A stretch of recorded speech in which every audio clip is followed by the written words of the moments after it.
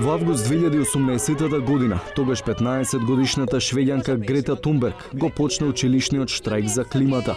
Секој петок пред шведскиот парламент таа ќе бара нејзината земја да го прифати Парискиот договор за борба против климатските промени. Неколку недели подоцна почнуваа да ја следат нејзини соученици и сограѓани. We will go on with the school strike. Every Friday, as from now, we will sit outside the Swedish Parliament until Sweden is in line with the Paris Agreement.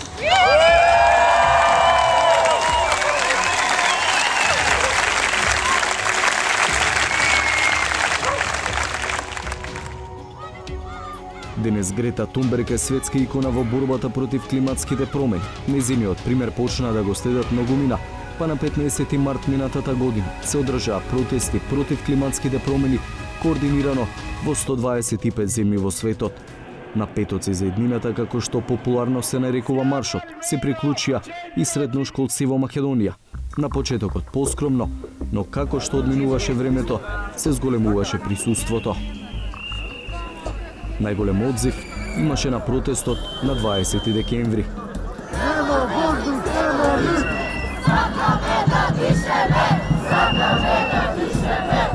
Како што пренесе Радио МОВ на протестот, меѓу другите, излегоа средношколци од Гостивар, Струмица, Куманово и од најмалку 6 скопски гимназии. На некои места се беше во ред. Но, во Куманово средношколци останаа заклучени во училишната зграда. Во Скопската гимназија Никола Карев пак, директорката со закани се обиде да ги одврати средношколците. Само Никола Карев протестира и нема настава. За последиците, колеги гарантира.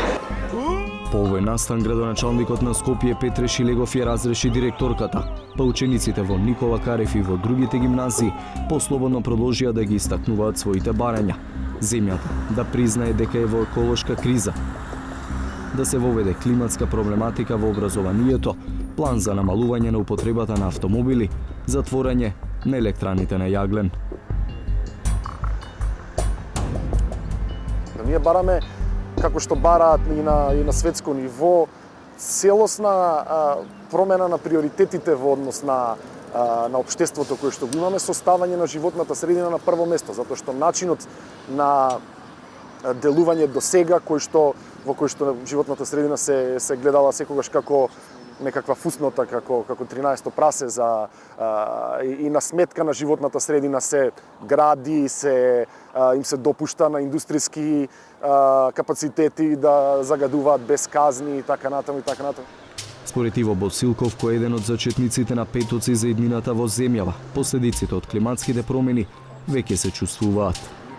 Можеме да видиме од денеска, мислам, во сред февруари ние имаме ситуација во која што 20 и кусур степени имаме на улицата, едноставно неприродно.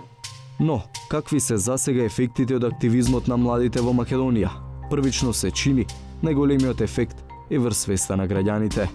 Еве имаше денеска родители со мали деца, родители со кулички како стоја до нас на раскрсницата да стоевме и мене тоа баш така ме охрабри дека има уште некој што стои со нас. Но, барем засега нема видлив одговор на протестите од институциите. Љута сум им на надлежните институции што не превзимаат никакви мерки во врска со сите овие еколошки проблеми што ги имаме во државава. При последниот протест на кој имаше и така наречена герила акција се случи инцидент. Неколку демонстранти беа задржани од обезбедувањето затоа што оставија црвени отпечатоци од дланките на прозорците на зградата во која е сместено Министерството за животна средина. Учесниците во герила акцијата потоа завршија на информативен разговор во полиција и заработија прекршочни пријави. Од Министерството за животна средина се правдат дека ништо тоа немало да се случи ако протестот бил најавен.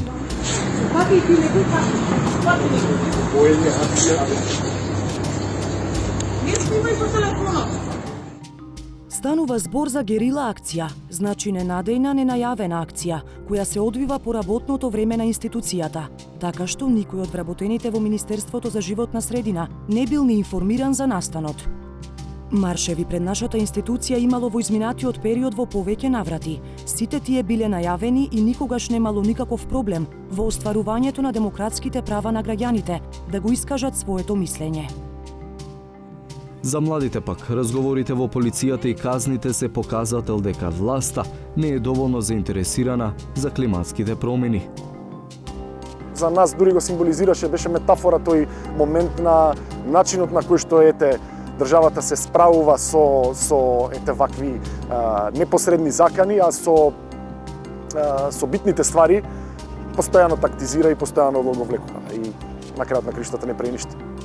Според последниот извештај за Македонија за односот кон животната средина изработен од Економската комисија за Европа на Обединетите нации, земјава е особено ранлива на климатските промени. Генералниот заклучок во документот е дека за разлика од земјите членки на Европската унија, донесени се само дел од потребните закони, а имплементацијата е многу слаба. Во препораките се вели дека мора да се донесе закон за климатските промени и долгорочна стратегија за климатска акција, заедно со зголемување на човечките капацитети кои ќе работат на областа. Таков закон, според последните информации од животна средина, е во изработка. Во подготовка се и следните протести на средношколците.